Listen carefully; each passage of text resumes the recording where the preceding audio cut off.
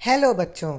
अपने इस वीडियो में हम करेंगे कक्षा 4 की पर्यावरण अध्ययन आसपास की कार्यपत्रक नंबर 7 और हम करेंगे पाठ नंबर 7 खिड़की से के प्रश्नोत्तर। चलिए शुरू करते हैं। प्रश्न नंबर 1 में आपको रिक्त स्थान भरना है। यहाँ पर कुछ शब्द दिए गए हैं, आपको इन नीचे वाले वाक्यों में सही जगह पर इन शब्दों को भरना है। पहला देखिए, नारियल के पेड़ लाल रेत में अच्छे उगते हैं। दूसरा, ओमना ने पाया कि गोवा में हवा अहमदाबाद की तुलना में ठंडी है। 3, ओमना ने उदीपी स्टेशन से इडली वड़ा खरीदा। और 4, अगर हमें लंबी यात्रा पर जाना है तो हम रेलगाड़ी से जाएंगे क्योंकि रेलगाड़ी में यात्रा आरामदायक होती है।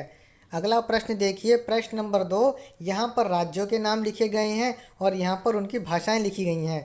आपको राज्य को उनकी सही भाषा से मिलाना है। गुजरात में भाषा बोलते हैं गुजराती, गोवा में बोलते हैं कोंकणी, केरल में बोलते हैं मलयालम। हमने इनको मिला दिया है। प्रश्न नंबर 3 देखिए, निम्नलिखित रिश्तों को आप मलयालम और हिंदी में क्या कहेंगे? तो देखिए, सबसे पहले मलयालम वाले रिश्तों को करते हैं। मलयालम में माँ की बड़ी बहन को वलियम्मा कहते हैं, मलयालम में माँ की माँ को अम्मूमा कहते हैं और पिताजी को पिताव कहते हैं। इसी तरह हिंदी में माँ की बड़ी बहन को मौसी कहते हैं, माँ की माँ को नानी कहते हैं और पिताजी को पापा या पिताजी कहते हैं। अगला प्रश्न देखिए, सुरंग और पुल के बीच में एक अंतर लिखिए। बच्चों, सुरंग में वाहन अंदर से होकर गुजरते हैं और पुल के ऊपर से वाहन गुजरते हैं। बस इन दोनों में यही अंतर है।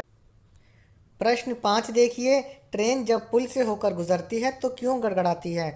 बच्चों, पुल के नीचे ज़मीन नहीं होती बल्कि पुल का ढांचा होता है जिसकी वजह से आवाज़ होती है। आगे बढ़ते हैं प्रश्न 6 की ओर। आपने एक रेलवे फाटक देखा होगा। फाटक के आसपास देखे हुए किन्हीं 5 वाहनों के नाम लिखिए। तो रेलवे फाटक के आसपास जो वाहन दिखते हैं वो हैं बस, कार, स्कूटर, रिक्शा और ट्रक। अगला प्रश्न देखिए, प्रश्न 7। हम वाहनों के शोर को कैसे कम कर सकते हैं? कोई 2 उपाय लिखिए।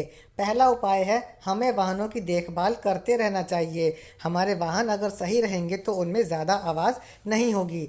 दूसरा, सड़क किनारे पेड़ लगाने चाहिए। सड़क किनारे जो पेड़ होते हैं वो रोड के ट्रैफिक की आवाज़ को अपने में सोख लेते हैं और इस तरह शोर कम हो जाता है।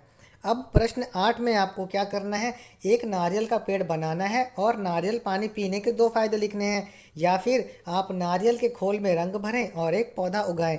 हमने क्या किया, हमने एक नारियल का पेड़ बना लिया है और अब हम नारियल पानी के 2 फायदे लिखेंगे। तो इसका पहला फ़ायदा है, इससे हमें कुछ पोषक तत्व मिलते हैं और दूसरा फ़ायदा यह है कि यह हृदय के लिए लाभदायक है। बच्चों, यहाँ पर हमारी ये कार्यपत्रक समाप्त होती है।